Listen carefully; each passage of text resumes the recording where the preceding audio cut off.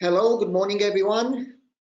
Welcome to our webinar organized by ROFMA, Romanian Workplace and Facility Management Association. Workplace as we knew them no longer exist. But when nothing is certain, everything is possible. And today, together with our panelists, we'll discuss about these possibilities, these new possibilities in so-called workplace revolution or evolution. Thank you very much for your attending. And on behalf of ROFMA, I will give the floor to the moderator of our event, Anna Maria Linek. Please, Anne. Hello, good morning to everybody. It's nice to meet you again, remotely, as we already been accustomed for a while now. But I hope we can meet face to face and have what we call the old way or old-fashioned interaction. It's my great pleasure to be the moderator of such a wonderful people: Angelica Pantilie, Alexander Atanasulas, Tudor Pop, and Sorin Postolache, and of course Cristian Vasile.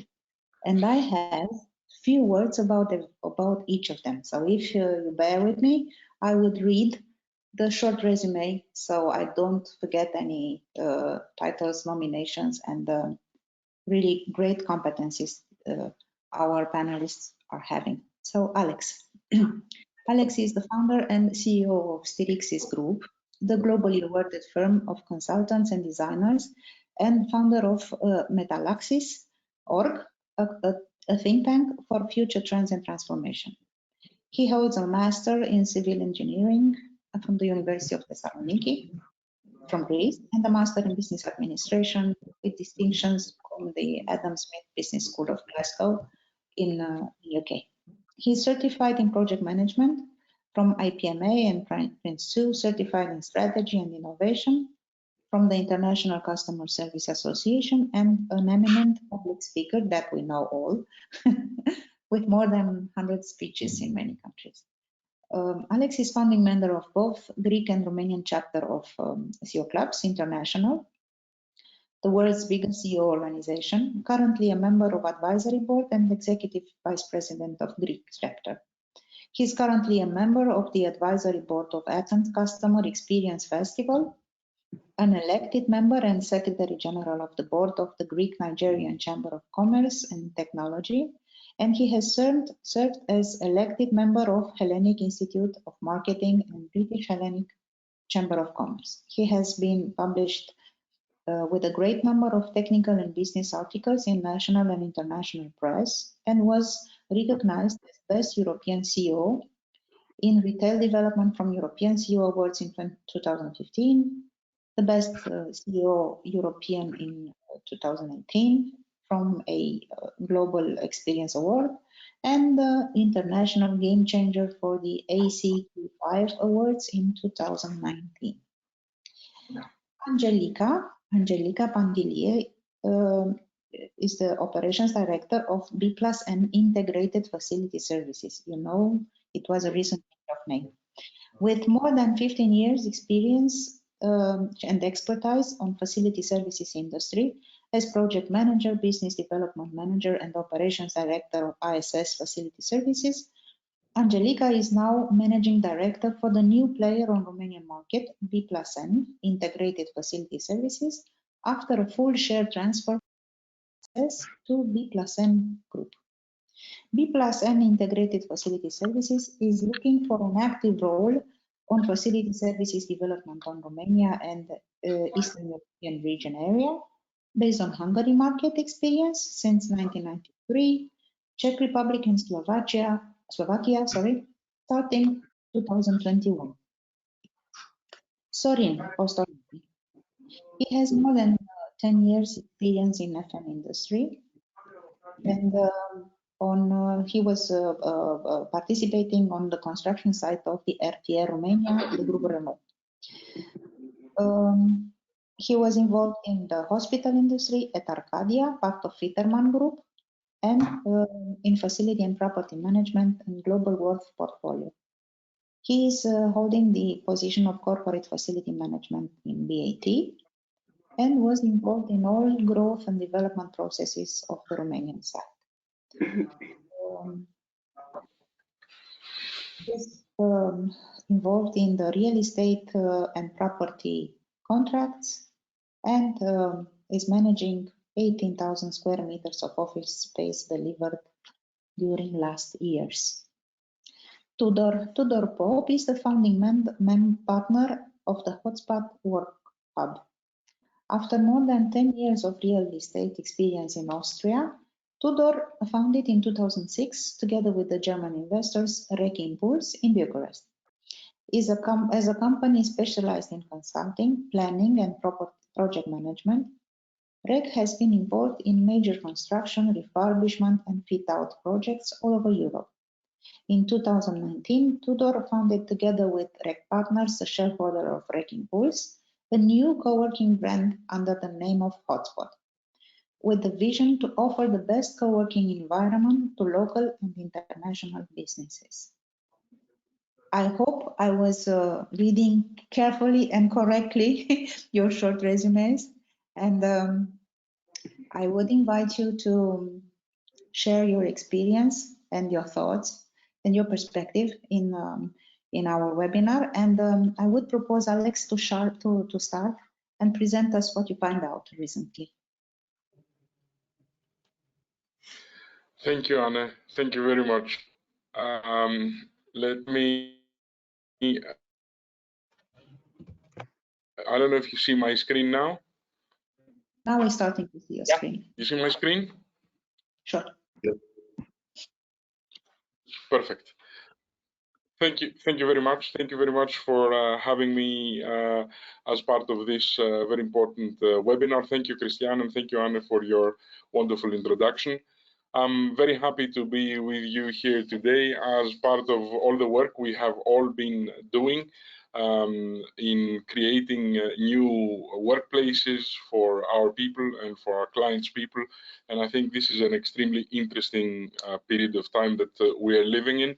For those who do not know me, just a very short introduction.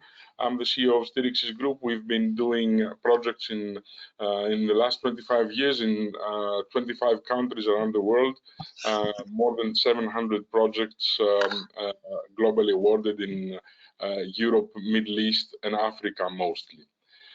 We're going to talk about the workplaces. Apparently, as Christian said exactly, I will copy the words that he said because they are the same as what I have in the presentation. The work model we knew for years is dead, and not only is dead, but the new work model that we have been violently thrown in with 100% remote working is also dead. So what lies ahead? We have to rethink what's possible and understand that there is a huge opportunity in what we're currently experiencing it. It's not the best of times in terms of how we feel, but it's the best of times to really start something new, something of value, something that will lead us to the next years. And when nothing is certain, as Christian said, everything is possible. We have done a huge survey in the last months. You can read the whole survey at our website. I will not take you through all the details because it will take more than the hour we have. I'm not the only one to speak. So I will take you through the important parts about the workplace disruption and the workplace revolution or evolution, as so well said by Christian. We had 445 companies answering at the end of the last year. It was done in Europe and the Middle East. We had different organization sizes, from small companies, few small companies, over to, as you see, large companies, more than 500 people working, and different seniorities, but mostly executives and directors as the vast majority of the people who answered. Our aim was to understand better what is their feeling, because there are a lot of employee surveys, but there were very few executive level, if you want, surveys. Now, let me take you through the key findings, not in terms of what you read everywhere, but understanding the difference and the quality and the depth that we went through. Keep in mind that we have a separate trends committee that studies the trends and does surveys in order to understand what is happening in the market and to better lead our clients towards the next steps. So the question was, what do you believe is the impact of remote working on performance?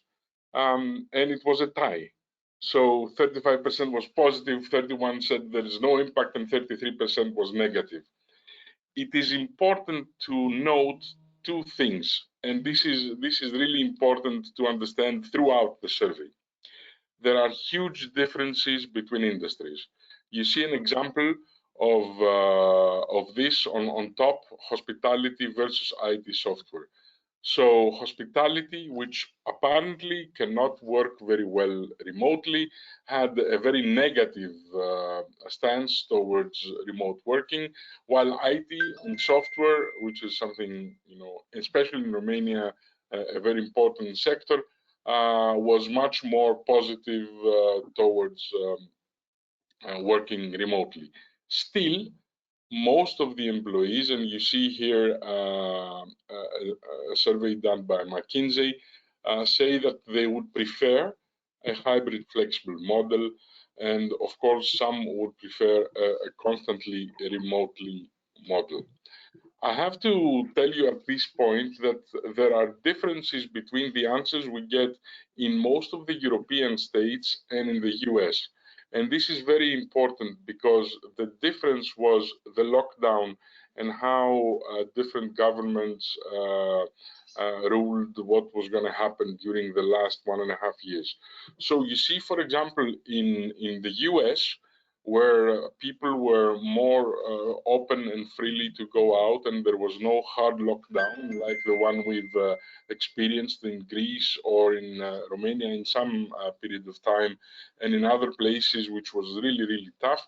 More people say that they like to keep the remote work option and have a hybrid model, which is tweaked, if you want, shifted towards the remote working less, and the in the office work, sorry, the opposite, towards the remote working more and less towards the office. Keep in mind that when we did the survey, there was a lockdown in most of the places, and people felt the urge, the need to go back to the office. This, when they can go out, have friends over, see each other, choose some days to work, will shift towards a larger percentage of working remotely than working in the office. That led to the decision of a lot of people, and again we will see the differences of needing to redesign and redefine, if you want, the offices. In our survey, 3 out of 10 companies will redesign in the next year their office, which is a huge percentage if you keep in mind that this is more coming forward with the trend that we said that slowly more people will want to work remotely after they have gone back to the office. In the States, again, this percentage was 66%. You see the left part. This is a huge survey done by Microsoft. You have the link between at the bottom. So 66% of leaders said the companies will redesign office for workplace. What does a hybrid workplace stand for? You will be surprised that the answers of most of the people was not based on health and safety. This is now considered the standard, and it will be included in all designs of new workplaces. They were talking about their need for collaboration, virtual collaboration, connected conference rooms, and of course, a new workplace that can actually support the culture that is needed, which is fastly changing to new grounds. We see something very strange or something very interesting, if you want. We see the same answer of the culture as being a threat and as being an opportunity, and I will talk a little bit about this. But of course, working remotely suddenly came as a threat because no one was prepared for it. The people didn't know how to react. The engagement was based on the interaction we had in the workplace, and that was suddenly taken out. So we had a question about what do you believe is the major threat to work currently since this model is shifting. I will not go through the overall answers, but I will tell you something which is important. There were differences again between industries. Keep in mind that work is very specific, industry-based, company-based, different culture, different needs, different operational models. So it's very difficult to have an aggregate of what everybody believes and still understand it. That's why we had to dig deeper into it. We saw, for example, that big-sized organizations worry about losing control more. Medium-sized organizations worry more about the overall performance. And there are differences between high-level executives and mid-level management. High-level executives feel more insecure about remote working. Middle managers and, of course, the employees feel much more positive towards working remotely. The company culture is still an issue, whether it's a threat or an opportunity. And I think that it is very important to note, because we talked about workplaces of prosperity. This is how we at Styrix's group see it. We need to create a functional workplace. We need to create an environment that we can nurture the collaboration between those who are at the office and those who are in the outer world. But we need to keep the culture and the values and the way of thinking of each company alive. It is important to see that this can also be a threat. How do we change to the new culture? How do we shift the workplace towards that area? But a lot of companies, I was surprised to see that most of the people who answered saw an opportunity in it. And the opportunity in it was that people can now focus more on deliverables, can focus more on doing what's needed and being accountable. It's a whole new type of working, a whole new type of HR, if you want, management, from onboarding people to assessment. But a lot of the executives see the shift of culture as an opportunity towards deliverables, towards real work being done. It has a negative connotation if you want, but I think that we can keep the positive side of that. This is the overall, if you want, takeout of the survey. There are 12 questions with a lot of analysis that you can go and see on the spot. I will go through 7 questions that pop up with the work we do. We currently work with a lot of multinationals in order to redefine and redesign the workplaces. We just delivered the offices of Merck Pharmaceuticals, Daikin, Playmobil, Schneider Electric, Switch Group, and so on. And these questions keep popping up when we design the strategy, which is the first part and the most important part before we redesign and redefine how the workplace works. So who can work out of the office? who must work at the office. This is again very specific, and how can we make the work of these two groups better? How should the office be transformed for the new uses? So if no one, if some people are going back, who are these people? And what are they going to do at the office? And how we need to redefine and transform the workplace to accommodate these uses? How can we build a stronger culture based on the new work model? How must the office be redesigned for the real connectivity between groups inside the office and outside the office? We're redesigning now conference rooms and meeting rooms so that, for example, you have 3 people inside the meeting room and 5 outside the meeting room in different locations. And collaboration, whether that's the technology based or how you actually conduct the meeting, is something that has to come from the office environment and how you actually have designed that. How do we turn the office into a safe house, safe access? We work a lot with air disinfection.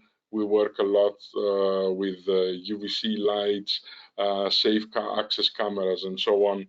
And the bonus question, and I will stop here because Anna is looking at her clock, is work and office are now disassociated. We had this idea in our mind that the office was where we worked. Now that doesn't exist anymore. So we need to redefine and understand, what does the office represent? When the office or the workspace, I'm talking about the hard part. That's why I'm not using workplace and I'm using workspace. So when the office is disassociated by work, what do we really go to do there as compared to the past? I'd like to thank you very much. We have a way of addressing these issues when we design the strategy and the new workplaces. And of course, I invite you to join us to Metallaxis, that Anna said. It's our think tank about the future, where we actually understand the trends for 10 years or 20 years forward. And we have an open discussion with a lot of people about shaping the future. I hope I didn't take too much time. Thank you very much. I'm looking forward to the discussion we're going to have. Thank you very much, Alex. It was really interesting. And not to mention that your slides are always so intuitive and nice and attractive.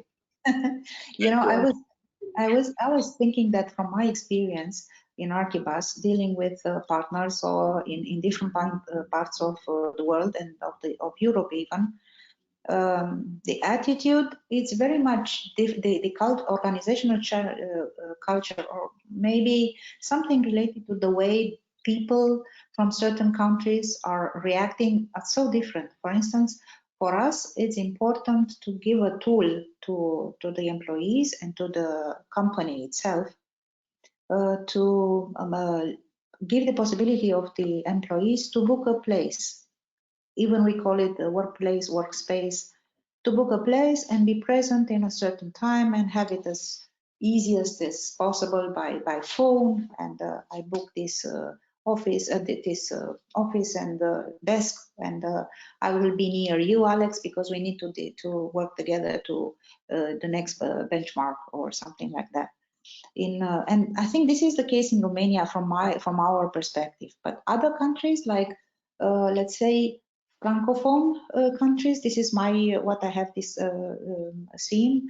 They don't want to be so like the company is not having so much authority in that, but they want to have at their disposal some tools, IT tools, from my point of view, that allows people to announce their presence in the office. I mean, I want all of you to know that tomorrow I will be in the office, and this week I will be on Saturday and Friday and Monday, let's say, because maybe you would be interested to be there as well, since we want to cooperate, we want to work together, or we want just to enjoy our presence and have some exchange of ideas. So I was very, very surprised that companies and countries are looking to how do we book our desk, or how we announce our presence, and what they really want to give to the employees, you know, in terms of working in a more agile and different kind of way. Anna, you're very right. There are huge differences, and now we said there are huge differences both in industries and companies per se. So it's about culture. And I guess the biggest learning is always that we have to understand the big picture. We have to see and design the workplace as a system. So tools, of course, you have the best tool in the market. You know how to work if you want, and give them the ability to for employees to really go to a best performing workplace. But how you actually design this workplace needs to take in account the strategy, needs to take in account elements such as psychological safety, elements such as engagement and performance. So we work at Styrix's group with the companies to start from understanding the strategy. We do a survey for all the employees. We work with HR and facility management and the top executives to understand the vision and the difference of each company and the values. We turn this into a new system, and then we decide how to use each of the tools that you so correctly said. So it's very specific to company, very specific to industry, and so on. That's why the strategic part, it's not about best practices. The strategic part needs to be designed bespoke, custom-made for each company. Yeah, I was thinking that specific. I'm sorry, Chris. I was thinking that this specific might create a difference in rendering the services in FM, Angelica. I mean, yes, I think that's it's quite a difference. Sure. It's an totally switching to a different way to perform the services, to deliver the facility services now. Using Alexander presented survey, we've tried to see how was the last year impacting the workplace. It's an workplace anymore, or the last 12 months accelerate all processes with 5 to 7 years now. How can we transform the challenges of the last year in benefits for the next years in the most sustainable way? For sure was a turnaround and a total change of the environment from the all point of view.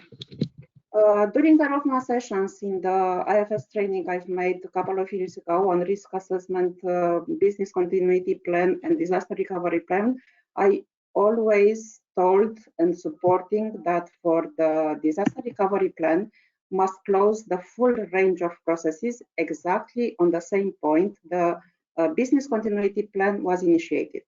Higher point means more resources, lower point means lack of performance. And nobody wants any of it, not anymore. After a full year of business continuity plans adjusted and redesigned constantly, when all companies succeeded to run the business on the best way possible, to activate now the recovery plans or the resilience plans does not mean to bring ourselves back on the same point, because this point does not exist anymore. As Alexander presented, there are different topics to need to be taken in consideration. There are different impact and different benefits sought by the market players. At this moment, we need to face the helicoidal progress instead of this circular methodology used to be in place when all natural processes are running business as usual. Now, from our perspective as a facility services provider for a lot of ranges of segments in the market, we saw changes with a full range of transformation, from production plants that needs to be permanently connected to production lines, cannot produce else how, to IT companies for which the workplace is anywhere in the world, anytime in a day. For all of them, the only driver on this new workplace design we are looking for, it's each company brand, each company culture, was Alexander mentioned before. How can we connect the different workplaces to ensure a consistent company brand here? Company consistency is based on people, not only on processes. Somebody should design the processes, somebody should implement the processes. So at the bottom level, we are based on people. We cannot apply this KPI grid on people engagement. They need empathy, they need support, and a little of something that connect them each other to build a strong professional network. This strong professional network ensures the strong company culture and a strong brand. And how can we support each of us or each of them to be the best performer, to be ready for extra mile, to feel comfortable and connected to the company brands each is working in? And here is the change. This is the change of the topic, and it's our new role. The role of facility services industry that it's now facing to be ready for it. And it doesn't matter that it's about internal facility services department or if it's an external facility services partner. It's a new role to provide all support for client brands consistency and sustainability. Starting with workplace reconfiguration from business support cubicles to flexible spaces ready to accommodate trainings, induction sessions, strategy meeting updates, team buildings, all in one space or not in the same time, definitely not on the same structure. And it's not that simple as the slides you remember on the Google offices, floor to floor, or a football table, or relaxation corners with table board games. Not anymore. At this moment, it's much more complex than was before. And the changes are already visible. All companies and the cultures already started to prepare for the next phases. We found companies forced to design and build their own research and development department to be able to provide customized solution for cleaning robots or UV equipment adjusted to the new workplaces and the new requirements. It's started to happen already. At this moment, my opinion is that workplace is not related only to geography anymore. The classic PPM or service level agreements or KPI are the foundation of facility services industry, not the purpose, and for sure at this moment not the final act.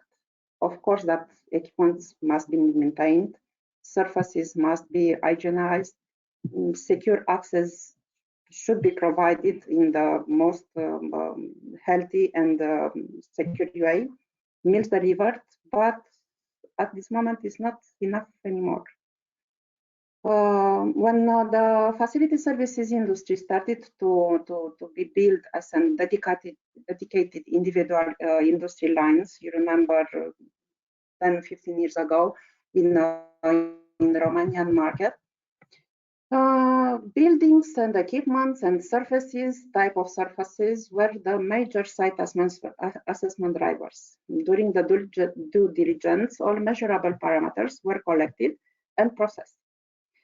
Lately, in the last year, a new aspect became more visible as part of facility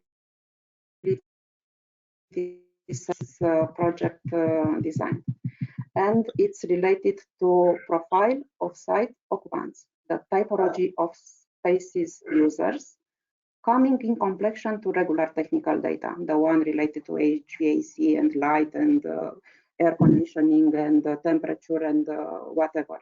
Now, this typology of the people who are using the spaces, it's more important than the technical parameter of the equipments providing the conditioning in the space. And all those together now it's starting to be part of a larger packages that drives facility services closer to core business of each company. It's not a support anymore, or it's driving not to be a support anymore. Now it's almost a core business for each company. And it's a transformation. For sure, it's a transformation. It's a revolution, as Christy very inspired named this webinar. It's a revolution of workplaces, because now workplace, it's now equally about places and people. And it's more about individual experiences lived in strong connection with a team, wherever they are. Might be globally spread, but at the end of the day, they have to build one brand and one company culture. Doesn't matter they are working in the hybrid system, or on office, or out of office, or in different time zones. At the end of the day, they need to build a brand. And this is the strategic decision everybody should take in consideration. And it's an next couple of years, probably, because things are happening faster and faster and faster every time. And for sure, it's an preparation phase for the next, what it's happened on the next 5-10 years, or who knows. Thank you very much, Angelica. Angelica, sorry, thank you very much, Angelica. Very interesting perspective from a facility management service provider. Please use this opportunity. I think this will be the first public event, even if it's just an online event, to announce and to inform the market about this very important change. It's not just about changing the brand, it's more than that. What can you tell us about B+N and this very important change from ISS or ISS becoming B+N? For the industry in Romania, market industry in Romania. Yes, in the last couple of years, ISS explored to change the strategy and to choose to concentrate on the larger market, and the Eastern Europe market was designed to be outsourced or sold to another company. Was materialized, and here now, this month, this May month, is the last month where ISS is visible, and it's on Romanian market, together with Czech Republic, Hungary, and Slovakia.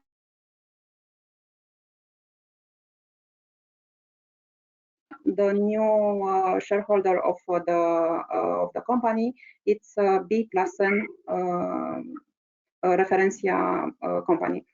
We were very pleasant surprised about this player on market, because it's the larger player in Hungarian market, with a lot of expertise and a lot of experience in dealing with a very large part of the markets, from public sector, transportation sector, hospitals, and now business-to-business segments. We're very confident that B+N presence in Romanian market, and not only in Eastern Europe market, will be very strong, and we are very sure that will be a successful. Thank you, Christian, for your question. Thank you very much. And good luck, of course, with the new brand. Oh, thank you. We'll have, yes. Christian told me that will be successful, and we'll be successful together, because this is important to be part of one facility services market on workplace, on work experience, and to be successful together. Absolutely. I was saying that Christian told me, he said, Anne, we should not forget to announce to remember everybody that tomorrow is the FM day, right?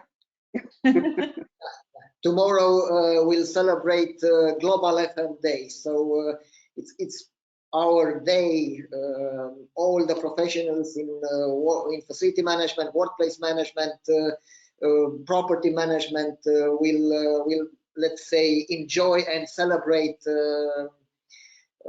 this unique opportunity to promote and to let's say make better open our profession. So we need to meet to drink to drink together because of the celebration of the global FM Day. Not a virtual drink, yes, of course.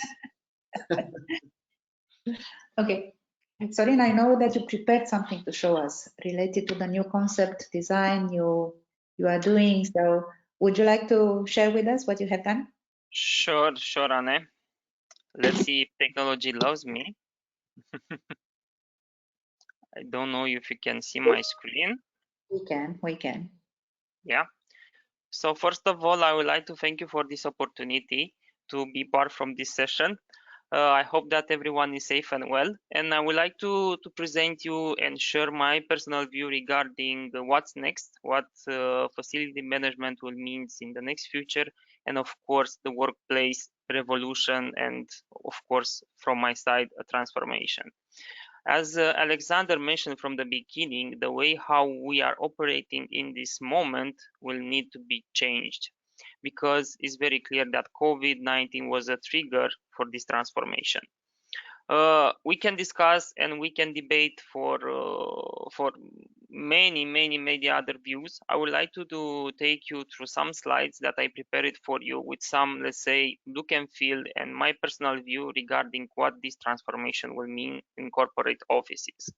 So having this in mind, I will start to share some proposals on the screen. Hope that everything is working. And I would like to give you more insight regarding this soft sitting area, which will bring an additional workplace, an additional experience for the end users versus conventional operational desk. Of course, it's very important to have different experiences like soft sittings, a place where you can have a coffee, where you can chat, and of course areas when you can concentrate, you can have a phone call, or you want to work to something very urgent and you don't want to be disrupted by other colleagues. Of course, colors and the part of the nature should be part of the day-to-day office experience. This is another option. This is another setup. It's the same principle. Soft sitting, collaboration, and gathering area where people can sit, they can have the knowledge transfer, they can, have a situation or a problem, or they can also have a one-on-one or coaching sessions. Very clear that technology is the future and we need to be user-friendly and have special devices to project from our screen, and of course, why not to use the holograms, but we'll see few slides further. And overall, the design, the look and feel is very friendly. It's something like hoteling area and of course the hospitality. Of course, you need to have areas where you can use the mark on the glass as a lacobel and have a friendly and creative environment. If you are coming at the office, it's very clear that we need to have also the game and fun. And these are some proposals where people can have a short game with the team. And of course, do not forget about the wellness.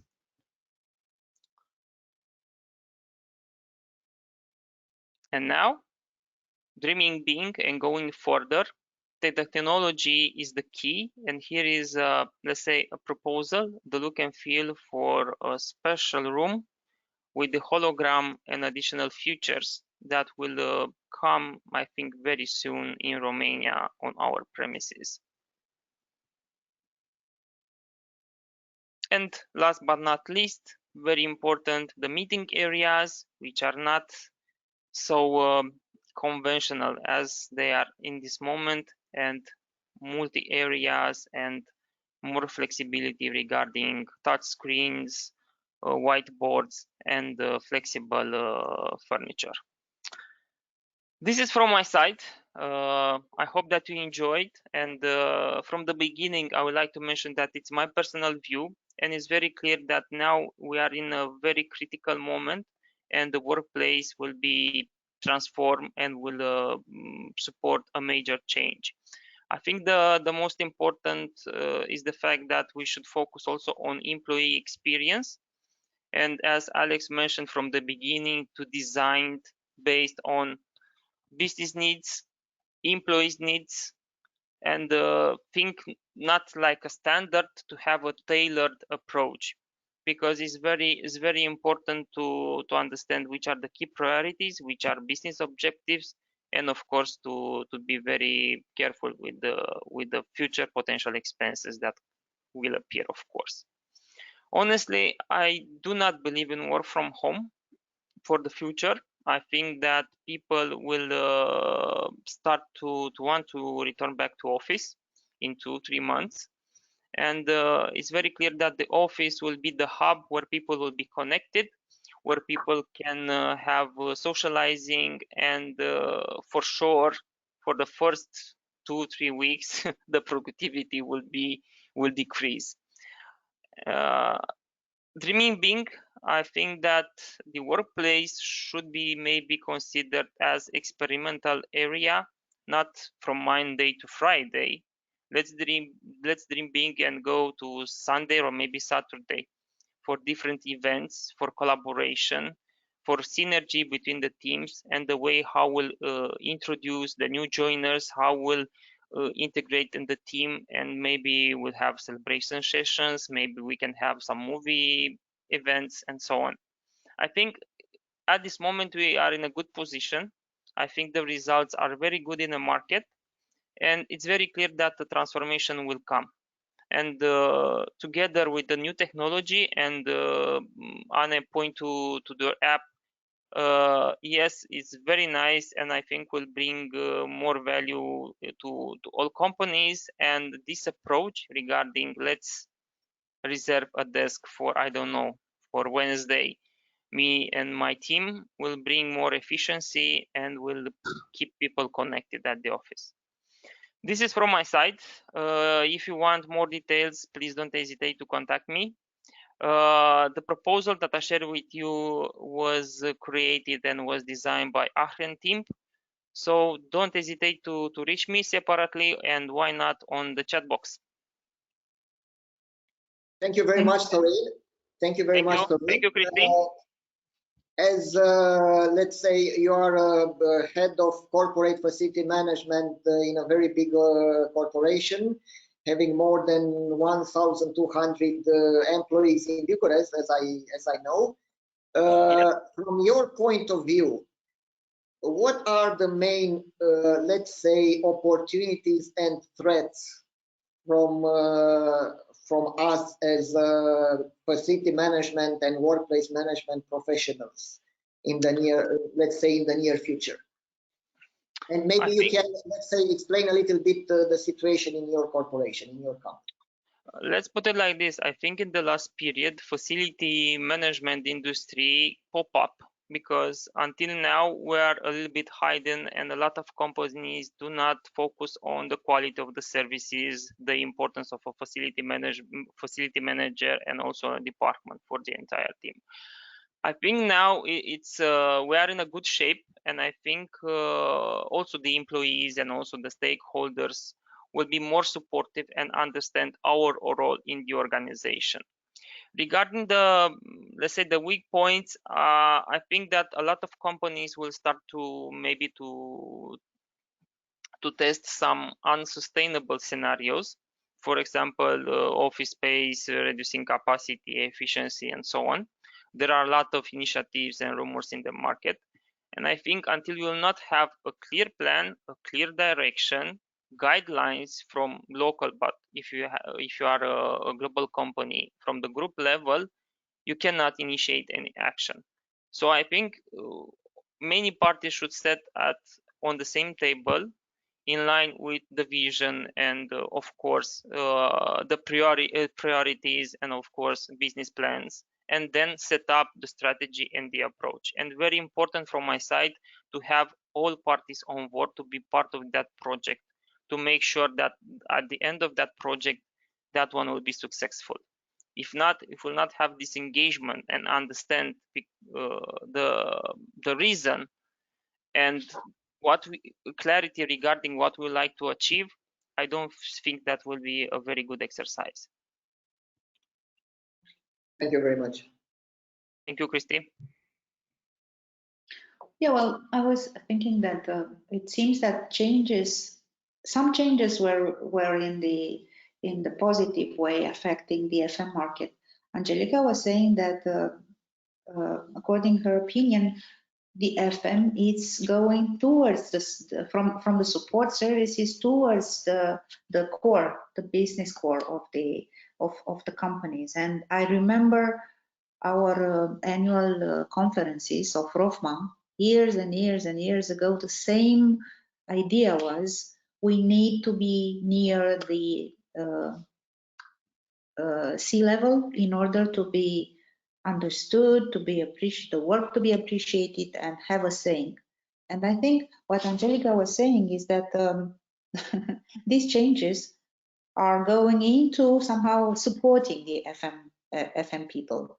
I'm not sure if it's just a local understanding or it's a global one. I guess it's a global one, right, Angelica? That's sure that this approach it's an global levelized, and it's applied not only in Romania, but firstly in other countries that this facility services it's older in having the position on market. Because it's asked by the business to be involved more, and as Sorin says, yes, now it's the moment where the people are asking more, and the position of facility services it's more visible because everybody wants something at this moment. That's for sure. Please, Alexander.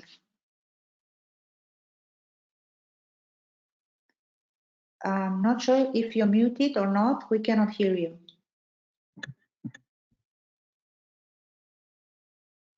Not yet. Part where FM now has the chance to. Sorry? Now yes, we can hear you. Can you hear me? We can hear you. Yes. I was just saying that I think it's a critical point for facility management. Now it can become really a part of the management and the way of thinking and part of the whole building of tomorrow. There is the risk of becoming obsolete if we don't understand that FM is much more than tools, and it's there to support the overall strategy and talk about performance and talk about not only the tools, but start from the bigger picture. And I agree with Angelica very much, and you and Sorin, that now is the perfect time for FM to flourish and to show the real value. And if it stays in technical issues, FM will never manage to do that. It needs to understand the key value that it brings to the business. Yeah, thank you very much, Alexander. Tudor, I know that you have a lot of experience.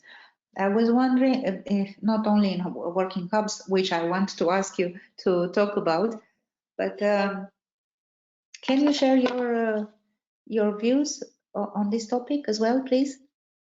Sure, it's a pleasure. Yes, so I've been involved in this business of project management and office design for many years. I was counting, reaching almost 30 now. That's quite scary, but anyhow, that brings some experience. And you know, we've been involved in many projects of office design from the concept to the design, to the construction, to operations and analysis of post-move analysis and so on and so on. And that's how, after many years of doing that for others, we decided that we want to go into the business of having our own business in a co-working space, in a flexible office, and to try to make the most out of our experience in this field, and give the other people the chance to use offices that we design. So this is how we came to this concept of hotspot, which we started last year. Of course, not in the best moment, but things are picking up, and I think it's a great opportunity for us to be in this business, although it has been really challenging, of course. So designing offices for many years and so on, I've studied a lot.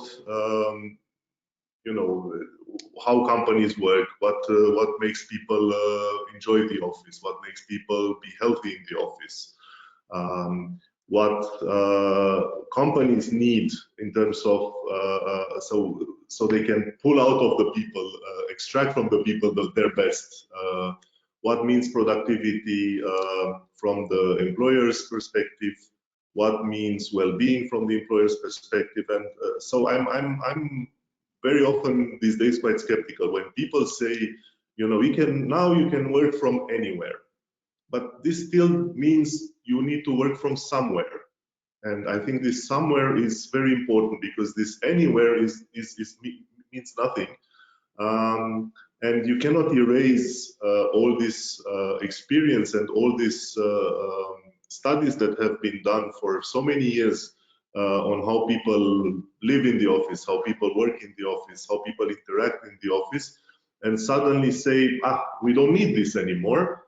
Everybody can work from anywhere. But anywhere nowadays means, okay, you work from home with constraints, with advantages. You can transform this crisis into an opportunity, and maybe use this home office as an opportunity for some types of work. But I think companies need to really stop saying, you know, we will give the people full flexibility, into turning into a concept. I think there needs to be a concept, and this concept cannot be a one-size-fits-all concept for all companies. I think these concepts are very individual, not only for the companies, but I think for departments.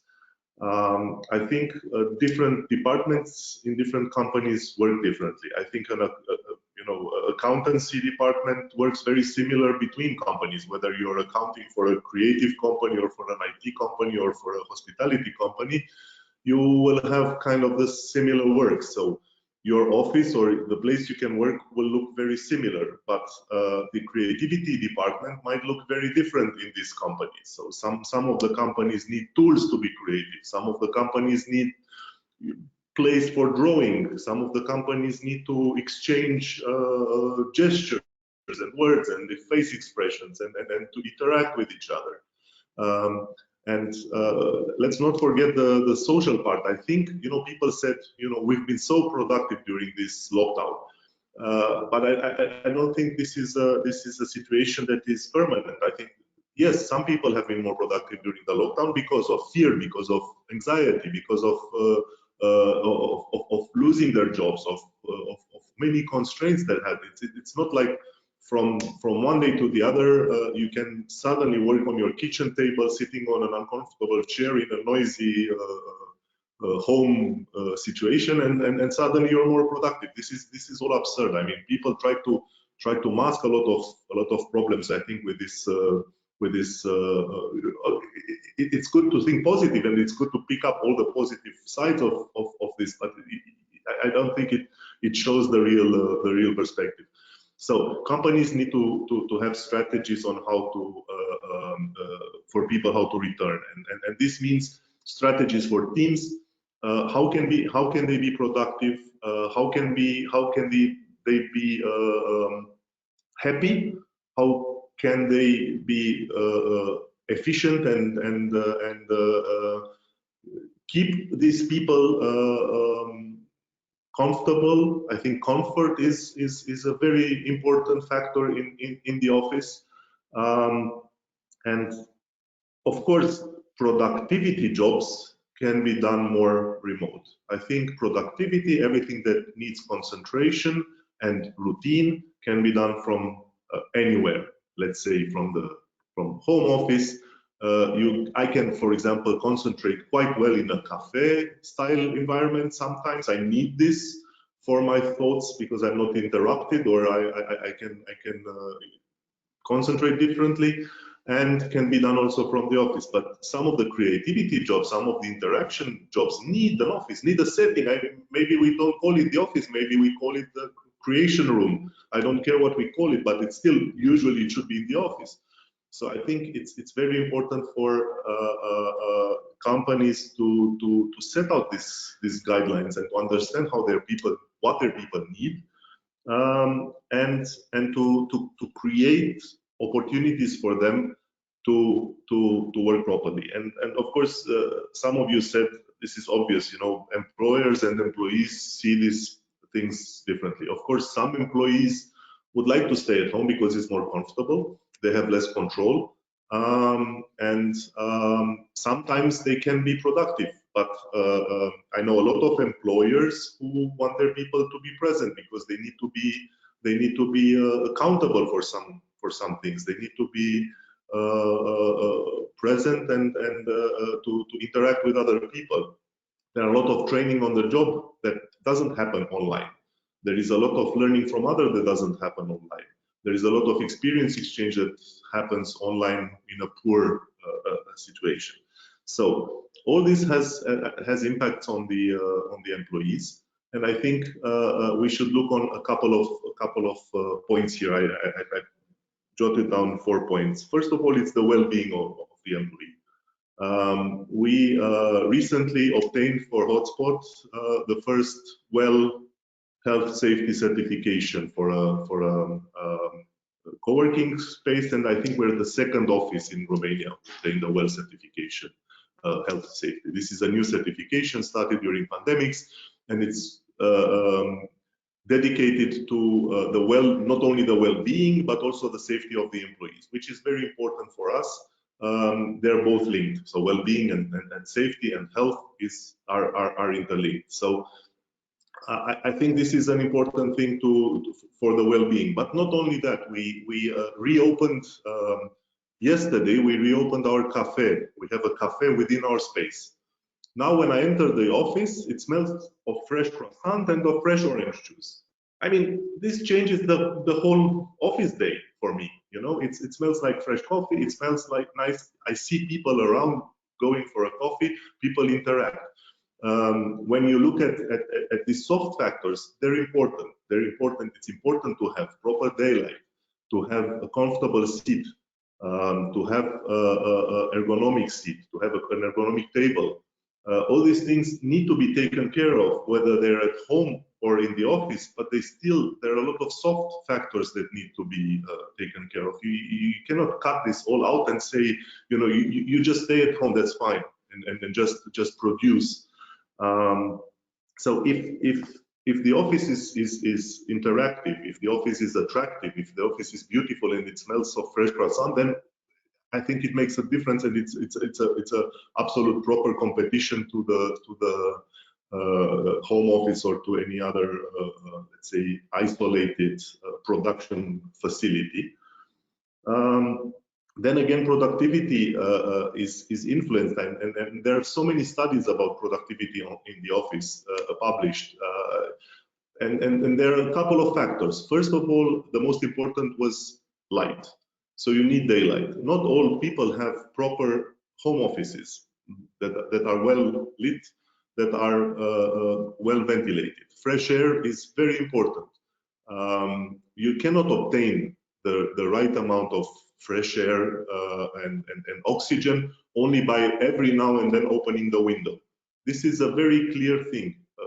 That is why good offices have good mechanical ventilation, and they provide much more fresh air than you can have by accidentally or occasionally opening up a window.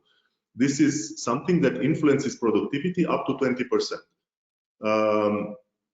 So if people stay at home, companies need to make sure that people understand these factors and that they are working somehow towards obtaining these results.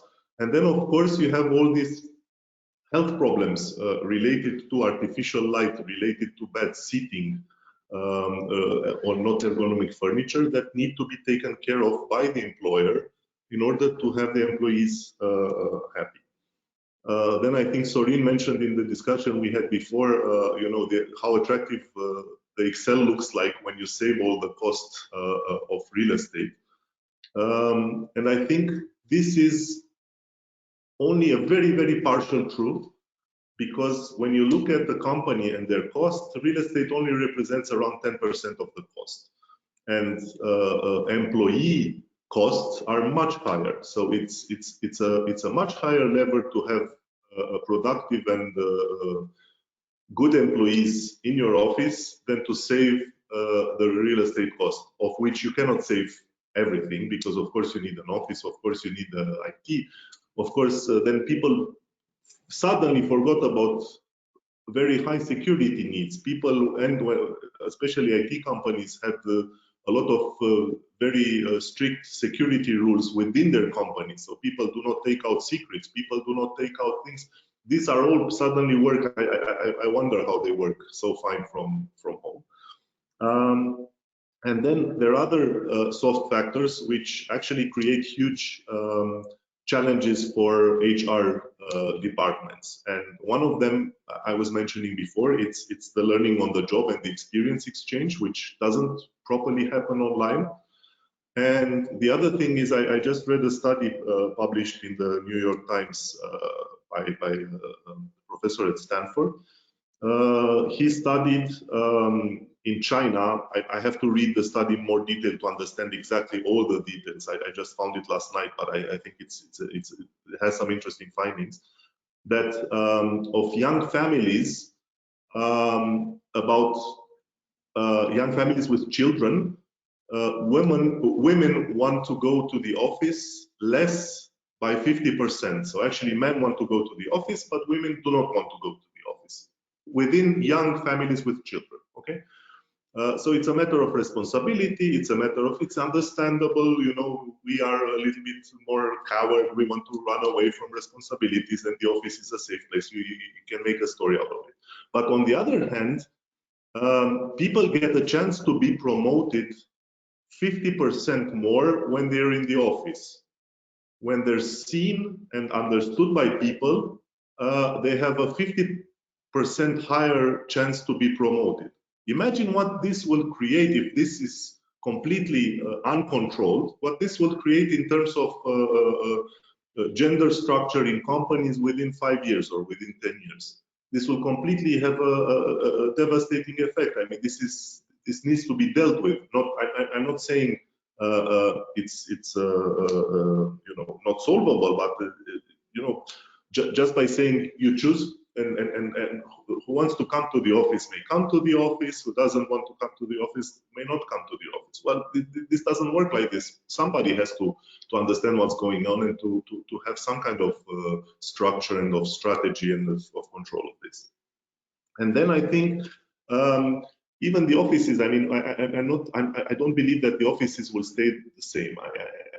The headquarters of companies will I think will change much more towards a place of representation, of interaction, of well-being of people and image. So when you hire people, you want to show them how cool you are.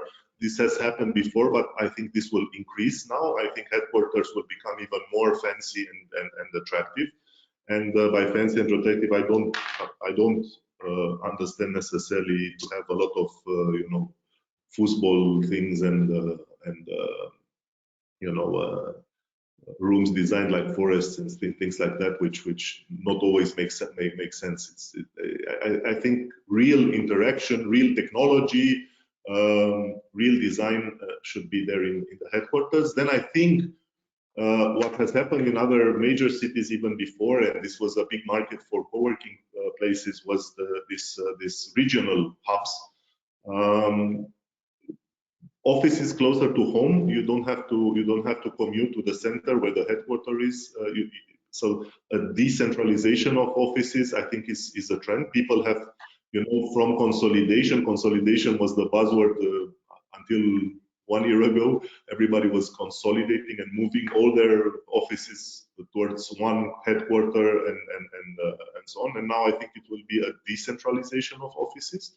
I think the headquarter will remain, but will be smaller and fancier and more expensive and everything. But these regional hubs, I think, will increase. And then there is something coming up, which in my studies is very interesting, and we will actually try it out. We're going to start a new business in this area. Is proximity offices. We will start quite soon with a pilot project to bring offices closer to people. So we will make small hubs in where people are, and this will be alternatives to your home office, where it's still very close, it's still very cozy and easy to get there. You don't have to commute at all. You don't have to maybe spend time searching for anything. You have your home. You can go there for lunch or whatever, but still you have a proper office with proper furniture, with proper light, with proper air, and all these things. And I think this is something that will come, and that there will be a new form of office. So I think we are definitely in a revolution of the offices. I think we go through rethinking of the office market. I think it's a major shift from the standard things we knew.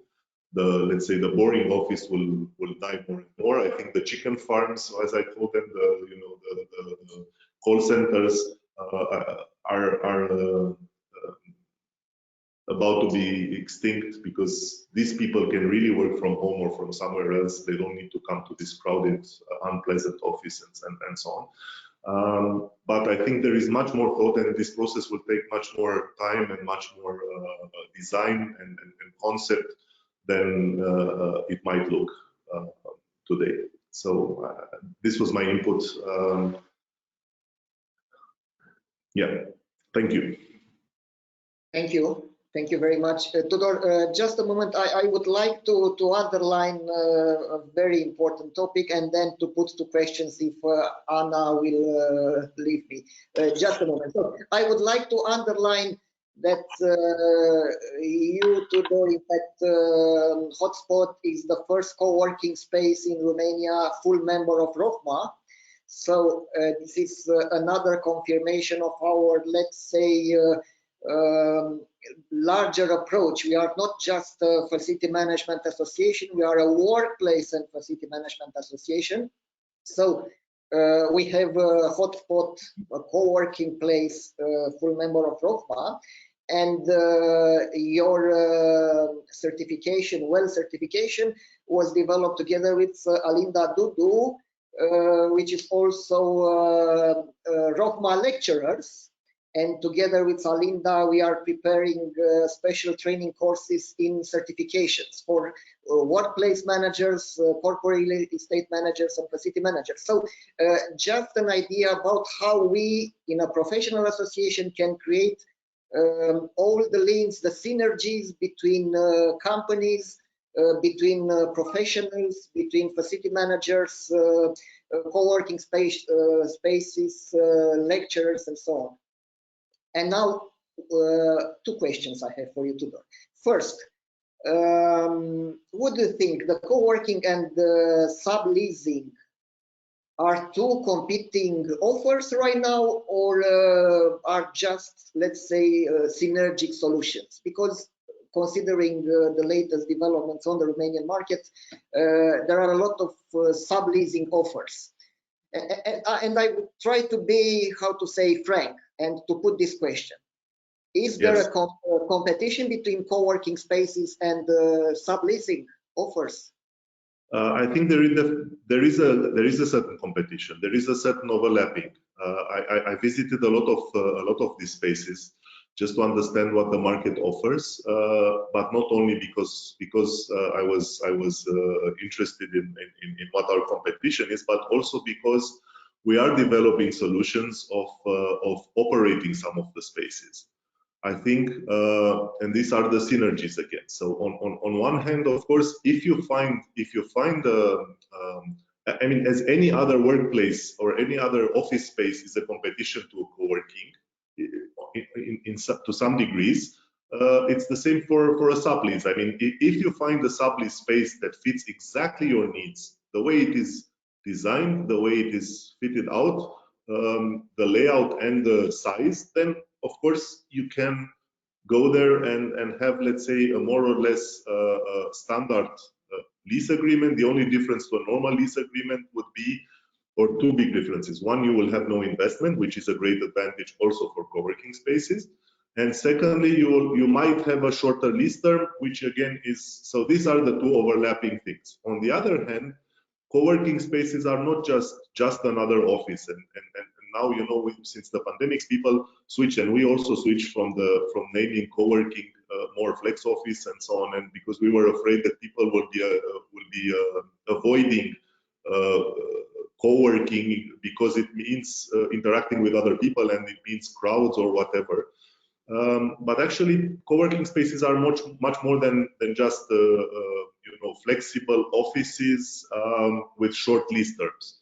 We create here a community, we create an atmosphere, we create a certain culture. It's very interesting how our members collaborate and interact with each other. It's interesting how you can have in a co-working space, you have very fancy and much larger common areas because you share them amongst companies, and then you can afford, so to say. Your office might be smaller or might be very efficient, but your common areas are very large and very exciting. And we also offer companies a big conference area where they can have workshops, where they can have events, where they can have trainings, and so on. Things you do not have in a normal office. So these are all the things where we do not compete with a standard sublease. So I think, of course, the fact that there are so many subleases on the market at the moment is a challenge. On the other hand, people who are wanting a premium product, I think will understand the difference. It's like yeah, a bit comparing apples to pears. It's two different things with some. Okay, they're both fruits and they both have seeds, and they both are sweet, but there are a lot of other differences in this. I think this, yeah. Thank you. And again, we are looking. I think an answer to combine this is for us to operate some of these subleases, because renting, you know, we have. I've been to floors, empty floors. I have whatever 2,000 square meters of empty floor. Will I find exactly the tenant to fit there? Probably not. Will I find 10 tenants, smaller tenants that might fit there, and I might create even some common areas where they can interact? Much more probable, would create a much more attractive space, and I could, you know, splitting it in smaller offices or in smaller areas might be much more attractive or find more success than having just the 2,000 square meters, take it or leave it, and then you operate it yourself. So this is the one idea that we're exploring. Thank you. Those were the second question. Well, I think you already responded to the second question, because it was, is the co-working model one of the winner of the, let's say, new workplace revolution? And I'm sure that is the one. I can only hope. I mean, all the parameters show in that direction. but to be honest, we don't see the big opening yet. I mean, we're still hoping that it will come. It's a timid, slow change that we're experiencing. But I think this is one of the many forms of the office of the future, and I think the percentage of flexible offices will grow in the future. Of this I'm convinced. Thank you. You know, I was carefully listening to all of you, and if I have a personal conclusion, is that the revolution regarding the working spaces is related to flexibility, to be prepared to think on culture, organizational culture, when we think to rearrange the working space, be creative and find adaptive solutions to, let's say, challenging situations. And what I think that it is the quintessence of the gathering here is that people from landlords, from tenants, from facility management, from design and strategy related to the working space, and also from the associations which are having as goal to bring all these people together, are cooperating, I think, more than before, because everybody was challenged, and they want to turn this as an opportunity. So I want to congratulate and to thank you for the creativity, for the innovation, and for the aesthetic way of adapting to the new challenges. This was from a personal point of view. Can I just say? Sorry, Alex, just a moment. Alex, just a moment. Also, our attendees had the opportunity to, let's say, put some questions. Maybe we can have a real dialogue, even an offline dialogue between us. So please, if you have some questions or some comments, use the chat area or the questions area on the GoToWebinar control panel. And we are very glad to take and put your questions to our guests. Alex, please. Can I say three things? First of all, I'm impressed of how much we agree on most of the things, and I have to admit that I agree. I think 100% with everything that Tudor said. I think it was like, you know, listening to things that I agree, and we agree as a company, as Styrix's group, completely. And I have to congratulate him for everything he said, including the part of taking the co-working spaces to the new areas and how this will change. But I want to congratulate you, Christian, because I don't know if all the people that are listening now, and I think that most of the participants are there, what we're validating now, Christian, is what we have been saying through these wonderful ROFMA webinars and live seminars all this time.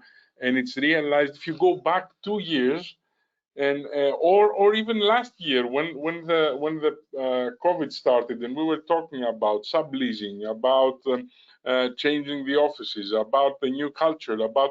So I think that the work that ROFMA has been doing is amazing, and I remember all these very forward-looking questions that you always have at the end of the webinars that now become a reality, you know, in most of the cases. And the last thing I want to say, and I will stop with that, is that we are now celebrating 25 years, and we've been in Romania for more than 10. And as part of this and the changes needed in workplace design, please reach out to us if you think that we can work together. We have a very specific offer for our 25 years based on the strategy of workplaces. I think you've all met our country manager, Mihaela Dobra, who was always there in part of these seminars, and she has also spoken. And I think that based on the fact that we're sharing the same values and the same views, I would like to invite you all to work further together and really build a more prosperous tomorrow for our clients and everyone, you know, in workplaces.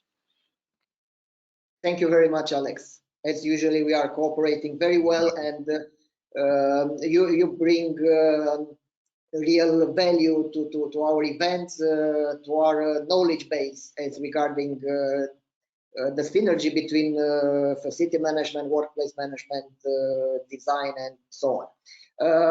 Well, thank you very much also, Anna,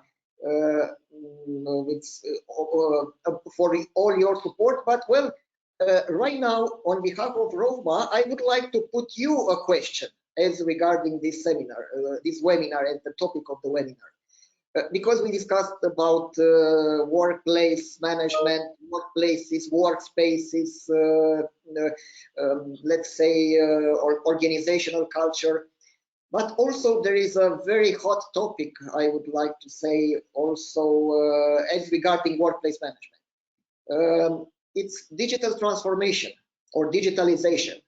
How you, Anna, see the role of digitalization or let's say digital transformation in this workplace or workspace revolution? Thank you, Christy. Well, digitalization is something which which makes room for a lot of things, right? Last year, I remember one of the first things our partners, customers and partners were asking how can we modify our processes, because we are not all in the same building, on the same floor. And if I need something to be approved, I cannot, tap to the door and ask my boss to take a look and have it approved, and so on and so forth. So business processes needed to be automated, to be digitalized, if you wanted to say so. So a lot of things related to workflow engines were needed. And then the second thing immediately after was, I remember during the beginning of the summer, last summer, was how can we make sure the office is going to be safe? If you meet at the office and we have a meeting or something like that, after each meeting we need to clean very properly. We need to see who was, which employee was on which workplace, at which desk, because we needed to have a very good traceability. So solutions like EHS, environmental health and safety, were very much under the spotlight. After that were things related to strategy. We were hoping last year that at the beginning of this year maybe we can turn to the offices and let's plan that. So the paradigm, the syntagm of go back to work was a buzzword, a buzz segment syntagm, and everybody was trying to prepare strategies, tools like hoteling, as we call it, so possibility to reserve a meeting room or to reserve a desk over the phone or using the web. These were other things that were very, very much needed. And after that, related to what Tudor is saying, subleasing, what do I do with this excessive surface that I'm having, or how can we manage better the working hubs using IT in terms of managing all the operations and allowing participants to have transparency on the reservation, on the space allocation, and also on the invoicing were as well some things that our IT solutions were responding. And this year, the focus is on how we better integrate Internet of Things, sensors, BMSs, and stuff like that in the real-time operations. So we manage to control remotely, to automatize. For instance, if I'm in a shopping center and there are not so many people inside, why should I, keep the HVAC, the ventilation so high, like for the full capacity allocation, or for the food relation on the footprint with the management of the equipment. So things like that. Of course, our company, you all know that we are from Archibus dealing with and proposing and implementing solutions for all these topics. But these, I guess, were the concerns of the last year and a half, 2 years, and current. And thank you for the question, by the way. And Thank you. I would like also not to forget to say thank you to my colleague, Octavian Riza, who's managing and allowing us to have a good transmission in our into webinar, and he's helping us each time with organizing these events. Thank you, Octavian. Thank you, Octavian. One more question for Tudor and Alexander. More or less, you are in contact with maybe corporate facility managers or corporate real estate managers. From your point of view, because you are providing solutions as regarding workplace, what would you like to see in front of you as a professional in facility management and corporate real estate management? What kind of knowledge would you like to see in front of you? What kind of knowledge, let's say an updated, strong professional in facility management and corporate real estate management have to obtain now, considering this evolution? Tudor. Well, I'm trying to understand whether to see whether I understood your question. So your question was from our side as consultants or as office users, service provider, let's say providing co-working spaces.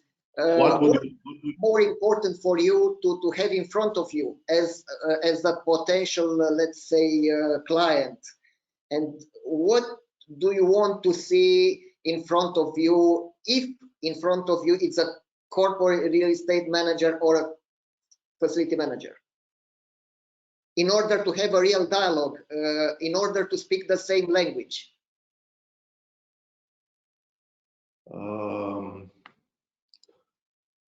Okay, I'm thinking a little bit.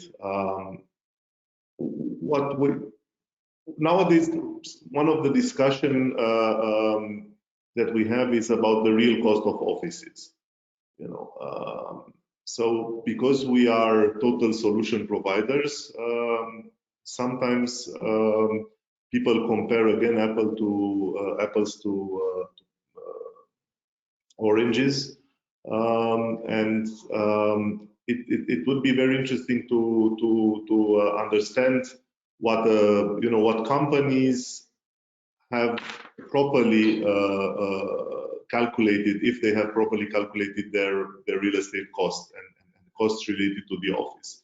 I have this discussion. Some of the customers have, some of the potential customers that come to us know exactly what the cost per employee for the office is, and some don't. And this is so. In order to create our concept, our flexible concept, and our approach, and integrating all the costs of when you come to hotspot, you pay one price per employee basically. So you don't pay for anything else. You don't pay for electrical power, you don't pay for ventilation, you don't pay for cleaning, you don't pay for security, you don't pay for coffee, for water, for nothing. And a lot of companies do not have this transparency and do not have this information available. So this is, I think, what corporate real estate managers would be. It would be interesting to do a fact finding and align these costs in order to understand how we can be more efficient. Because I believe that shared spaces offer some sort of efficiency in usage of meeting rooms, for example, in usage of common areas and so on, of kitchen. So a lot of dead areas that are only used 10 to 20% a day are shared. That is why there is a real cost advantage in these kind of things. So this is one thing I can think of now in terms of dialogue with corporate real estate management. And with facility management, I think the whole idea is we have a very good performing building here. We have a high-tech building here with a lot of integrations, and we invested also a lot into high-tech and into digitalization and control and sensors and dimmable lights and outside louvers and things like that. And it's very important to keep all these things working and also to understand the value and to count on the value of these things, because we are very grateful for the investor and developer here that they have put into the market such a good building, and people need to understand the quality of this or the advantages that all this quality brings. But I'm not sure I answered your question. I'm still a bit. Maybe Alexander can answer it better. Alex, how can you support us to speak the same? I have a pretty good idea in my mind what we find as interesting and good skills and understanding from facility managers that you asked, if I understood your question correctly. And corporate real estate managers. Yeah. I think that the biggest challenge is finding people who understand two things. One is that workplaces, workspaces, facilities are enablers. So you need to understand what it is that you want facilities to enable. It's a cross-functional, very complex industry. You need to learn and understand a lot of things, but you have to have a clear idea of what it is actually that you want to achieve. So I think that we are looking for people who have a broad knowledge base and skills on a certain level, not extreme level in one, but an understanding of how these cross-functional skills can be well integrated into understanding what it is that you want to enable through facility management for the company. And the second thing, which I think that is very important, is to have an open and forward-thinking mind. I'm very proud because at the moment we work with three very big multinationals doing a strategy part with facility managers and HR. And I see that there are a lot of people who understand the challenges and the opportunities and have an open mind. I think that in 2021, technical issues should be easily solved and must be easily solved. I think that most of the good companies, whether that's design or execution or technology-based or whatever, we have the understanding of what is needed. We know how to implement it. The soft skills, the understanding, the strategy, the overall vision of what it is that we want to create in a very fast-changing world, this is the key to success. Thank you very much, Alex. If all of you have other, let's say, ideas or mentions, please.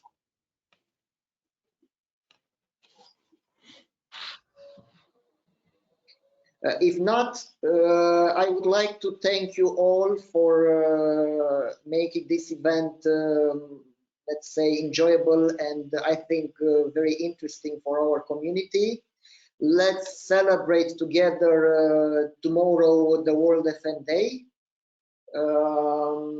Of course, we have to think for today, but we have to think for tomorrow. If there will be a revolution, it's already a revolution or just an evolution, speaking about workplace management, speaking about facility management. I would like to thank you all for attending this event. I would like to thank you, our main sponsor, B+N, Integrated Facility Services, the former ISS Facility Services in Romania. Of course, our, let's say, supporting partners, Archibald Solution Center Romania and Stirixis, and the media partners, iBuild and ProIdea. Thank you very much, Anne, for moderating this event. I'm looking forward to see you all in our future events. At the end of May, maybe beginning of June, we'll have another webinar about digital transformation and, yes, a hot topic, cost optimization in facility management. And at the end of June, we have the Romanian Workplace Management Forum. We are preparing very interesting topics to be discussed about co-working, and Tudor, I think, will support us a lot with his knowledge and, of course, hotspot. And we are preparing also other very interesting topics for this international event. Thank you again, congratulations, and let's celebrate World FN Day tomorrow. I wish you all the best and stay safe. Thank you, Christian. Thank you. Bye. Bye, everyone. Thank you. Thank you. Bye-bye, everyone. Bye-bye. Bye. Bye.